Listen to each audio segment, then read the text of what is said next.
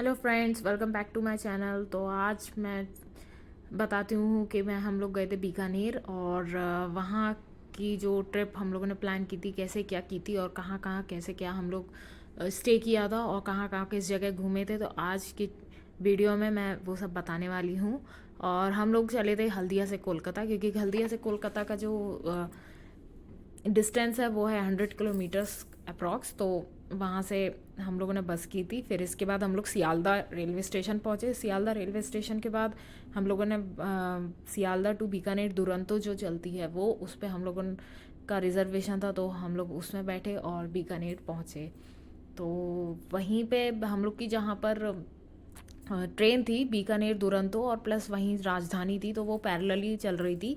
लेकिन जो बीकानेर दुरंतो थी वो बीकानेर तक जा रही थी, प्लस जो राजधानी थी वो सिर्फ दिल्ली तक जा रही थी, तो बाकी वो चलती पैरेलली हैं। और जो सियालदा रेलवे स्टेशन था वो एक्चुअली उस वो ऐसा मैंने पहली पहली बार ऐसा मैंने एक स्टेशन देखा जिसके अंदर ऑलरेडी मार्केट है। तो वो एक नया एक्सपीरियंस था मेरे लिए। और बहुत बड़ा स्टेशन है सियालदा स्टेशन। अगर आप कभी कोलकाता आते तो ज़रूर आप विज़िट कीजिएगा, तो आपको एकदम डिफरेंट लगेगा। तो ये हम लोग जा रहे थे बीकानेर और वहाँ पे दिल्ली सुबह 11 बजे करीब दिल्ली आ गया था। फिर इसके बाद बीकानेर जब हम पहुँचे तो कुछ हो गया था, टाइम 6 बज गया था। और फिर उसके बाद काफ़ी सारे स्टेशंस आए। दिल्ली के बाद हम लोगों ने कचौड़ी ऑर्डर की थी। तो वो कचौड़ी और समोसे बहुत ही यमी थे। कचौड़ी और हम लोगों ने छोले भटूरे ऑर्डर किया था, तो वो बहुत यमी थे। बहुत ही अच्छा टेस्ट था उसका। तो हम लोग बीकानेर पहुँचे और क्योंकि डायरेक्ट कोलकाता से बीकानेर डायरेक्ट ट्रेन थी, तो हम लोगों ने वही हम लोग को फिजिबल लगा, वही हमको सही लगा, तो वही हम लोगों ने सोचा। और ऐसे ही शाम को 6 साढ़े 6 बजे करीब हम लोग पहुँचे थे बीकानेर।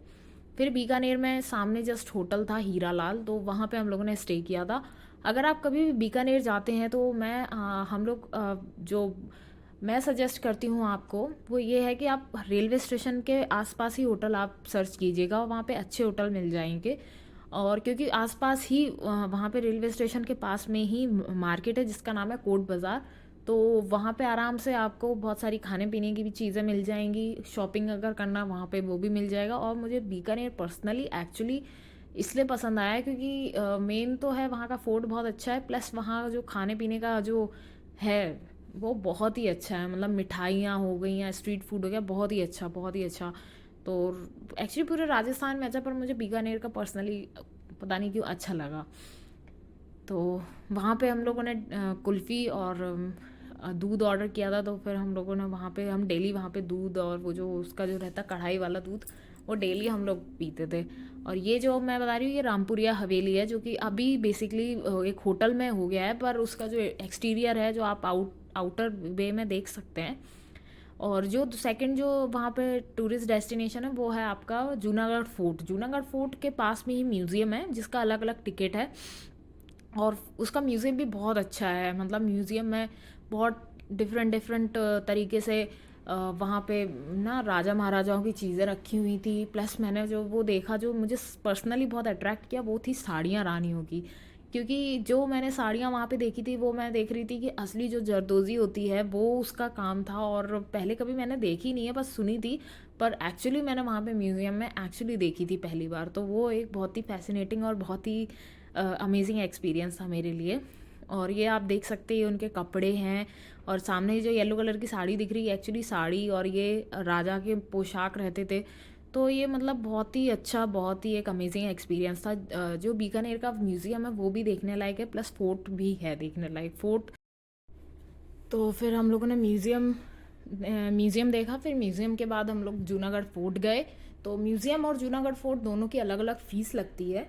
तो हम लोगों ने पहले म्यूज़ियम देख लिया था, फिर हम लोग फोर्ट गए। तो फोर्ट में भी जैसे हम लोगों ने देखा कि बहुत अच्छी अच्छी काम और बहुत अच्छी।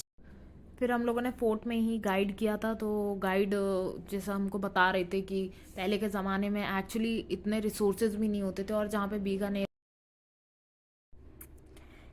क्योंकि वहाँ पे ऐसा होता था कि पहले के ज़माने में ना जो हम लोगों ने गाइड किया था तो वो ये बता रहे थे कि अगर उनको कोई कलर अगर बनाना है तो वो लीव्स, जैसे ग्रीन कलर है तो वो ग्रीन कलर लीव्स के थ्रू वो बनाते थे, और ऐसे ऐसे करके वो नेचुरल चीज़ों से ही वो कलर बनाते थे, जो कि आज की डेट में भी वो मेंटेन्ड हैं। तो ये कहीं ना कहीं एक बहुत बड़ी चीज़ है।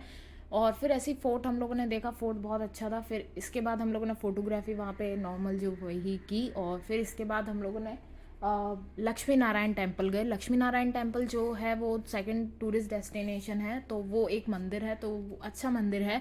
और वो ऐसा माना जाता है वो नगर के सेठ हैं, तो वो वहाँ पे मतलब लोग जाते हैं, और बहुत बड़ा टेम्पल है, वो भी एक देखने लायक टूरिस्ट डेस्टिनेशन है। फिर हम लोग जो थर्ड नंबर पे जो टूरिस्ट डेस्टिनेशन गए बीकानेर में, वो था करणी माता टेम्पल। तो वो भी एक टेम्पल है, और वो ऐसा मानते हैं उसकी उस टेम्पल की बहुत सारी मान्यताएं हैं। वहाँ पे अगर आप जाएंगे तो सबसे मेन चीज़ है कि वहाँ पे चूहे मिलेंगे, और वो ऐसा बोलते हैं वो माता जी के ही वंशज हैं, तो वो वहाँ पे चूहे घूमते रहते हैं, लेकिन वो किसी को परेशान नहीं करते हैं, वो सिर्फ घूमते रहेंगे, और बस उनको प्रसाद प्रसाद चढ़ा दो और वो खाते रहेंगे। और वो उन वहाँ पे एक्चुअली बहुत सारी कहानियाँ हैं, बहुत सारी कथाएं, अगर आप वहाँ पे कभी विजिट करोगे तो आपको ज़रूर सुनने को मिलेगा।